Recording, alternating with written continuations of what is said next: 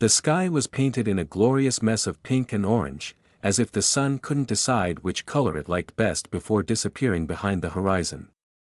Long shadows stretched lazily across the land, birds gliding overhead, blissfully ignorant of the chaos about to break loose below. In the distance, the silhouette of a grand castle sat majestically over the treetops, completely unaware of the sheer ridiculousness about to unfold. It was a picture of peace. For about 3 more seconds, suddenly, the tranquility was shattered by a scream that could have come from either a horror movie or someone who just stubbed their toe. Taking a step back, his arms flailing in what could only be described as an interpretive dance of panic, he waved at the creatures, like he was trying to swat away mosquitoes. "Gee, go away. There's nothing for you to eat here," he stammered, as if that would somehow convince 2 oversized monsters that they had mistaken him for a salad bar. His voice trembled so much that even he seemed unsure of his dietary claims. Negotiating with these beasts was about as effective as convincing a cat not to knock something off a table. They didn't care about his reasoning, or his existential crisis, for that matter. They were hungry, and his panic probably just added a nice seasoning to the whole situation. The young man screamed like his life depended on it, because, well, it did.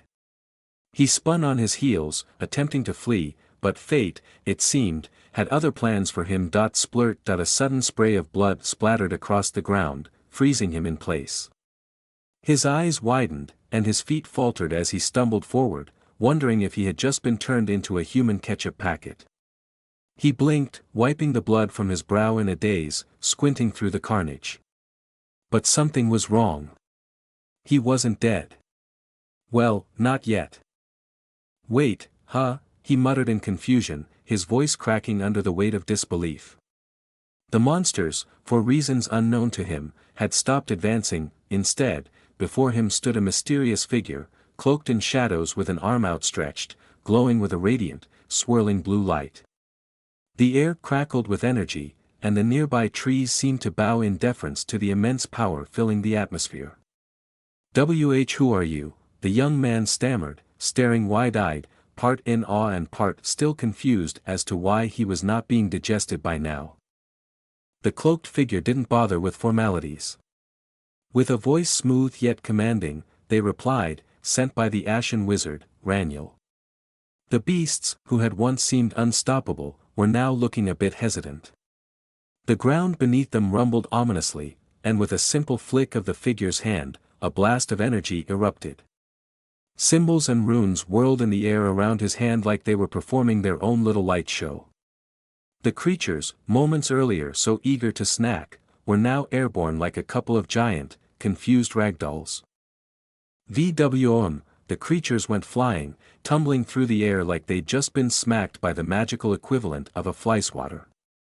The young man watched in awe, his brain desperately trying to reboot and process what had just happened.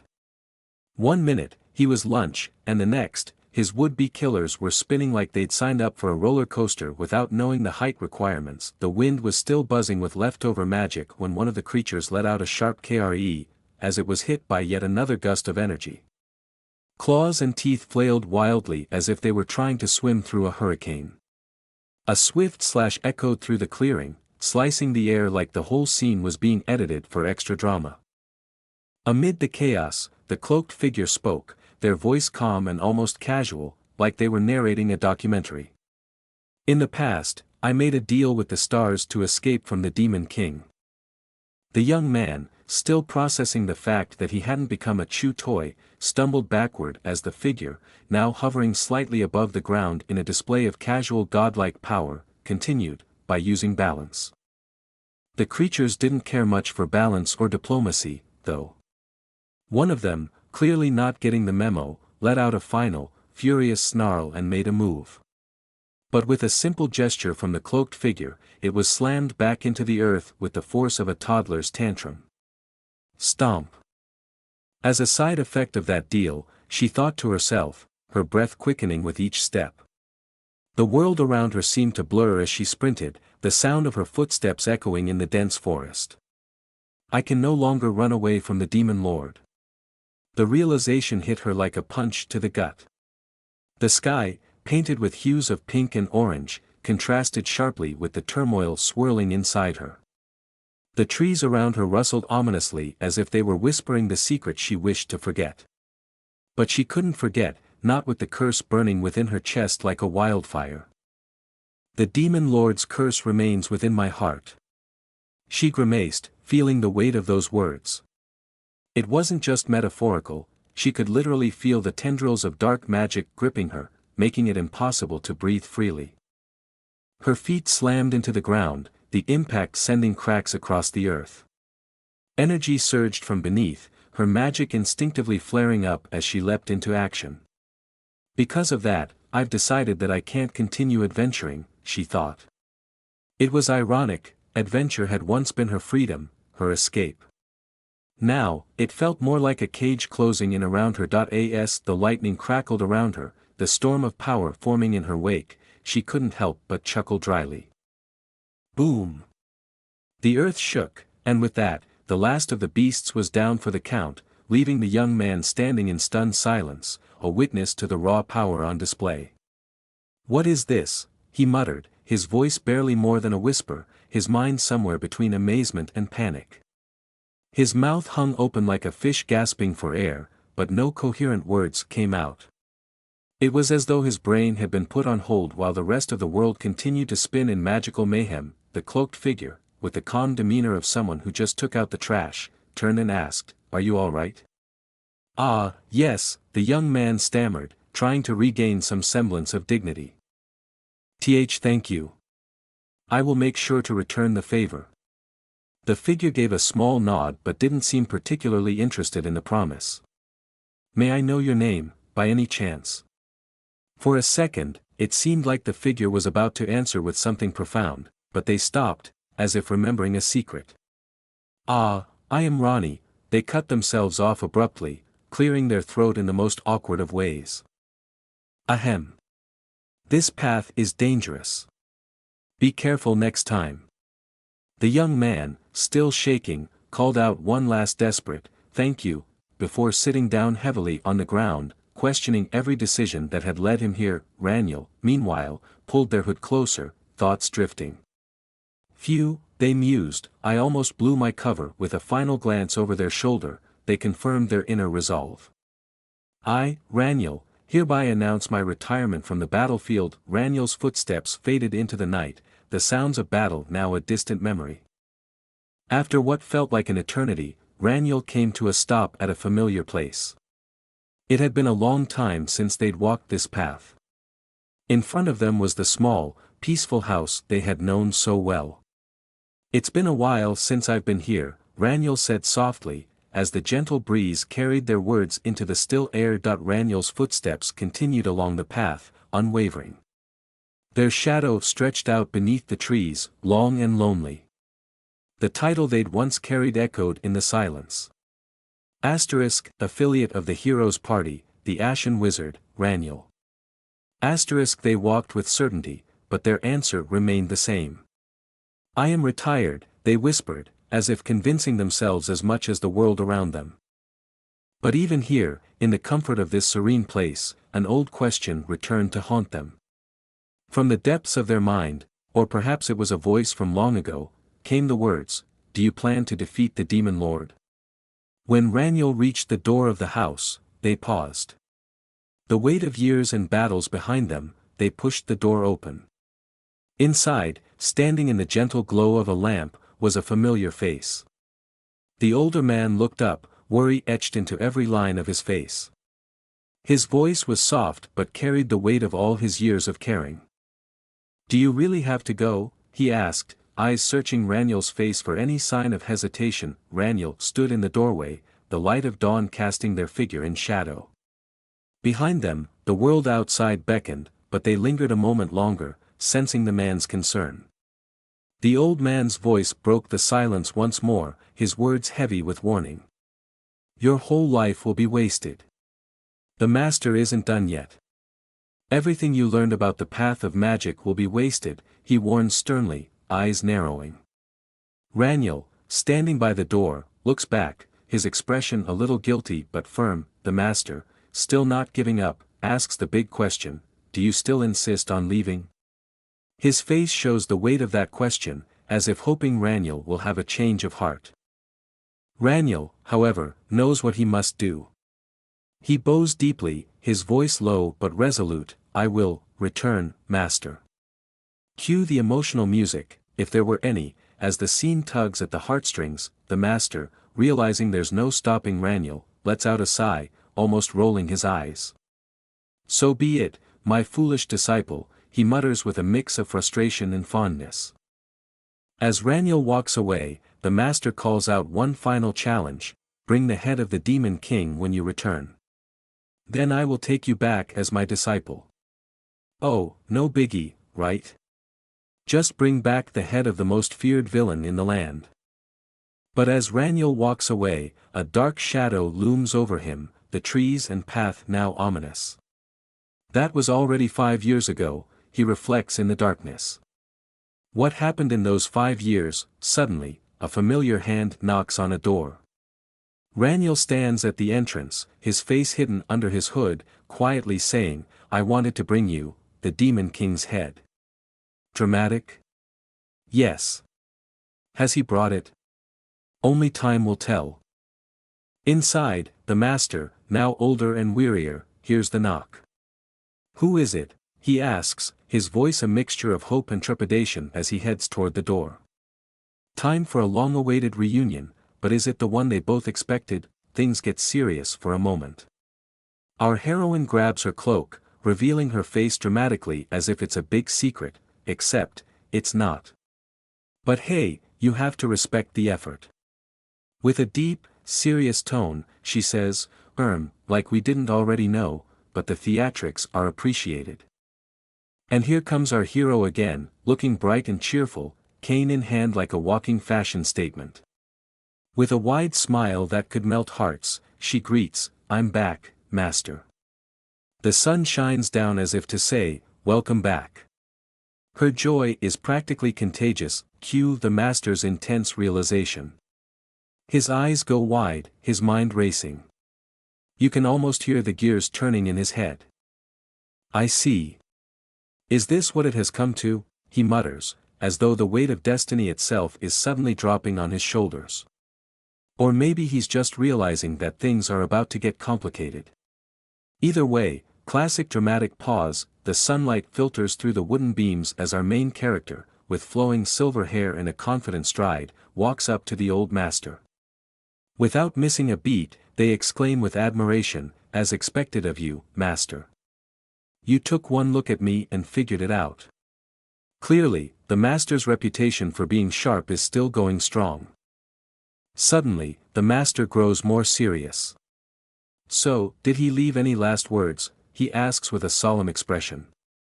It's the kind of question that leaves a heavy silence in the air, like everyone in the room is holding their breath. The master contemplates deeply, hand on his chin, as beams of light cast a reflective mood on the scene. I doubt he left only this staff, he says, clearly implying there's more to the story than just a walking stick. This is no ordinary farewell.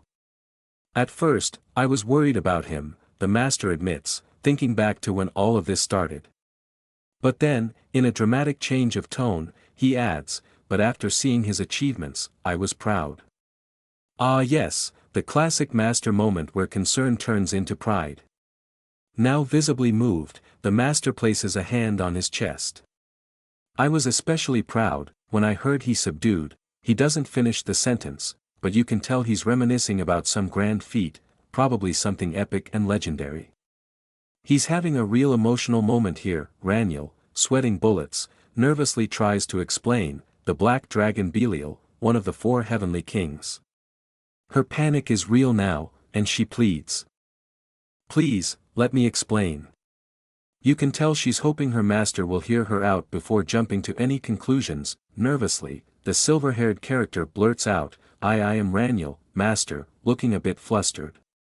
Clearly, the situation is getting serious. She's trying to gather her confidence, but those wide eyes say it all. She's worried about how her master will react. The master responds with a chuckle, you don't need to comfort me. That boy, clearly, he's not as distraught as Raniel might have thought. But before he can finish his thought, boom, Raniel's staff lights up with intense power, glowing bright blue. Something big is happening. And then, with a dramatic shwom, blue energy bursts from her staff, engulfing the entire area. Raniel looks determined, while the master stands in awe of the power surging around them. With a dramatic zwom, the master's eyes widen as he stares in shock. Isn't this Raniel's ashen mana? The realization hits him like a truck. This is no ordinary power, it's Raniel's, and it's intense. The master, still in shock, asks, "Is it really you, Raniel?" His eyes are wide with disbelief, like he can't fully grasp what's happening right now. Raniel, meanwhile, remains focused and composed. With a confident smile, Raniel begins, "Yes. Master, I am BA," but before she can finish, a sudden VZZT interrupts her. Clearly, something's going wrong. Suddenly, a bright blast of energy appears as Raniel shouts, "Lightning bolt." The powerful magic explodes forward, leaving no doubt that she's ready for action. The master watches, astonished, as her abilities unfold before him. Crackle, *, a powerful burst splits the scene, as lightning surges through, violently cracking something in half. Sparks fly as the energy erupts, leaving destruction in its wake. Subtlety? Not today. She turns around, a look of realization dawning on her face, only to be met with a bright flash of light and the shocking sensation of the energy surging through her. Meanwhile, a calm figure with long silver hair turns slightly, seemingly unfazed. She simply says, "Come in." Like she didn't just hear the loudest crack in history, her face shows utter shock as the energy passes by, her mind racing. What just happened? The scene cuts to her softly chuckling, "Ha, ha ha." A quill scratches across parchment with practiced ease. The first of many letters begins, "Dear Roselle, former master of the Grey Magic Tower." But wait, that title's old news, right? A second letter emerges with some quick revisions, "Dear Roselle, Aplia Academy Professor." Sounds more up to date. Then, yet another letter pops up, like an enthusiastic overachiever, "Dear Sir Roselle, esteemed master of the Ashen Wizard." The ink isn't even dry on that one before the sky above seems to transform into a postal office for wizards. Letters flutter and twirl through the air with a sense of urgency only bureaucrats would truly appreciate. Magical seals break mid-air with dazzling effects because, well, magic. The Ashen Wizard has announced his retirement, Professor. Do you happen to know his whereabouts? As if. Because when it comes to wizards, retirement is just another word for, "I'll disappear into a forest and meditate for 300 years. Cut to the chase, as the letters continue to bombard the air. The Magic Tower, desperate for more answers, decides to take matters into its own hands. Another missive. "If I may cut to the chase, we at the Magic Tower would like to recommend the Ashen Wizard to the elders and have him by any means," only for the scroll to get interrupted. Because on the other side of the world, Roselle, the poor recipient of all these letters, stands in his doorway like an exasperated father whose kids won't stop knocking. "Look!" Roselle exclaims, pointing dramatically at the overwhelming pile of envelopes that could probably fill an entire library at this point. "I've already received hundreds of letters from all sorts of places." He's furious now. As if the mere idea of retiring in peace wasn't hard enough, here they are, trying to drag him back into the wizarding mess. His voice rises, filled with irritation and a hint of sarcasm. "Is there any other idiot like you who would suddenly announce their retirement?" he roars. Roselle's assistant stands nearby, looking overwhelmed as more letters cascade onto the desk. She looks at him, then at the pile, then back at him. "You didn't contact me," she blurts out, throwing her hands up in exasperation. "I had all these letters arriving. I thought you were dead already." Roselle stares at her, a touch amused. "Bring them," he says with a smirk. "I'll burn them all, okay?" Another letter floats in at that exact moment, its seal pristine, probably thinking it's safe from destruction. Roselle's eye twitches slightly. Another one, he grumbles as he grabs it out of midair. He takes a look at the sender. Sender, Principal of Aplia Academy, Aaron Van Tyrant. He glances at it, unimpressed, and sighs. This one's a normal one. Elsewhere, the principal, Aaron Van Tyrant, is penning yet another letter. His desk is immaculate, his writing deliberate. He begins, to my dear friend, Roselle Van Trias, spring has sprung at Aplia Academy, the cradle of learning. Oh yes, the usual pleasantries. Flowers blooming, students eager to learn. But the letter soon takes on a more serious tone. How are the preparations for the new semester going? Then, the crux of it. Aaron's brow furrows slightly as he continues to write. I am not contacting you as the principal, but as a friend with a concern. In a final, desperate plea, Aaron's letter closes with, do you know where your disciple, the Ashen Wizard, is? Somewhere, in the scenic countryside, Roselle stands under a pink and orange sky with even more letters in his hand, looking out into the horizon as if contemplating whether to toss them into the wind and forget about the world entirely. The stars twinkled as if holding a secret, while shadows of 4 figures loomed against the shimmering cosmic backdrop. Aaron's words hung in the air like an unspoken challenge, you know, don't you? Our upcoming freshmen have the talent to lead the way in our times.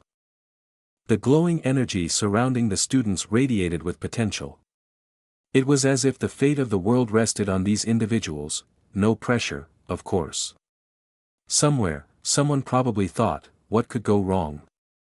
But the professors, naturally, were already in a tizzy. The professors are in an uproar. We need to bring in the Ashen Wizard as soon as possible. Because who doesn't love a good crisis? Another letter fluttered in the wind. It was probably the 100th one of the day. Roselle's patience had long since burned out. He held the stack of letters and read the last plea, I ask you to at least let me know his whereabouts. His response was simple, even borderline dismissive. Burn them. The assistant, as incredulous as ever, blinked. Are you sure? She asked as flames erupted, crackling with a menacing glow, as if the letters themselves were offended at being dismissed so easily. As the flames continued to consume the letters, the assistant couldn't shake the feeling that this was a terrible idea. A gust of wind blew through, scattering ashes into the horizon. Her eyes flickered with doubt. If there's a problem later. But before she could even finish, Roselle cut her off with all the grace of someone who has dealt with far too much nonsense. A problem? Stop talking nonsense and burn them already. There is still a lot left. And with that, the fiery rain continued. Nothing like a casual letter-burning session at sunset to cap off the day. The sun dipped lower on the horizon, casting an orange glow across the field. Roselle's face softened slightly, as if contemplating something deeply profound, or just really tired, so, he murmured, pausing for dramatic effect. His assistant, meanwhile, was staring at the swirling flames, wondering how on earth things had escalated to this point. How did they go from a simple request to a bonfire? How did this happen to you? She asked, her tone half sympathetic, half bewildered.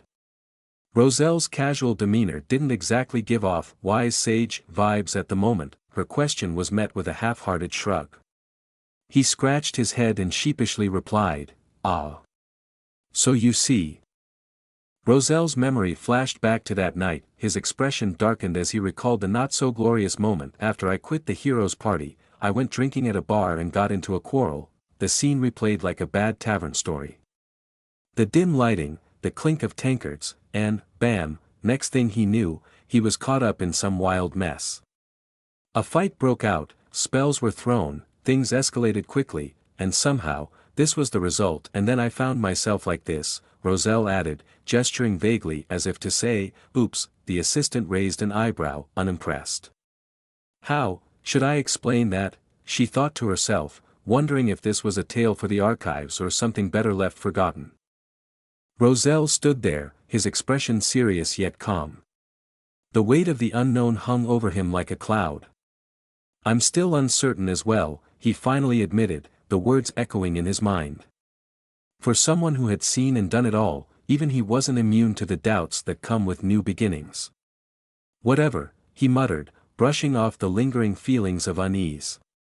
His assistant blinked in confusion, trying to understand Roselle's nonchalant attitude, but Roselle, ever the pragmatist, wasn't one to let things linger unnecessarily. It's you we're talking about, so there must be a reason, he said, directing his words toward his disciple. His gaze softened slightly as he continued, tell me about your plans from now on. Roselle stood there, his expression serious yet calm. The weight of the unknown hung over him like a cloud. I'm still uncertain as well, he finally admitted, the words echoing in his mind. For someone who had seen and done it all, even he wasn't immune to the doubts that come with new beginnings. Whatever, he muttered, brushing off the lingering feelings of unease. His assistant blinked in confusion, trying to understand Roselle's nonchalant attitude, but Roselle, ever the pragmatist, wasn't one to let things linger unnecessarily. It's you we're talking about, so there must be a reason, he said, directing his words toward his disciple. His gaze softened slightly as he continued, tell me about your plans from now on. The name on the letter seal flickered with magic, Principal of Aplia Academy, Aaron. The magic symbols swirled around it, glowing with an otherworldly light. Roselle took one look at the letter and then at his disciple. His expression remained neutral, but the gears in his mind were already turning that he asked quietly, have you considered? The atmosphere was serene, but the question was anything but simple. As a favor for an old friend of mine, Roselle murmured, eyes looking into the distance, his mind already traveling down paths unseen. The towering structure of the Royal Aplia Academy loomed in the background, its grandeur undeniable. Its golden spires reached for the sky as if beckoning those below to strive for something greater. The question lingered like the last rays of the setting sun, going to the Royal Aplia Academy? Roselle's disciple, standing tall against the backdrop of the fading daylight, gripped the letter firmly in her hand. Her eyes, once filled with uncertainty, now shimmered with quiet determination. The path ahead was unclear, but the weight of her decision had been made. With the breeze gently tugging at her hair, she stood ready to face whatever came next. Thank you for watching. If you have any manhwa or manga you want me to recap, please write it down in the comment piece. See you in my next video. Don't forget to leave a like and subscribe for more recap.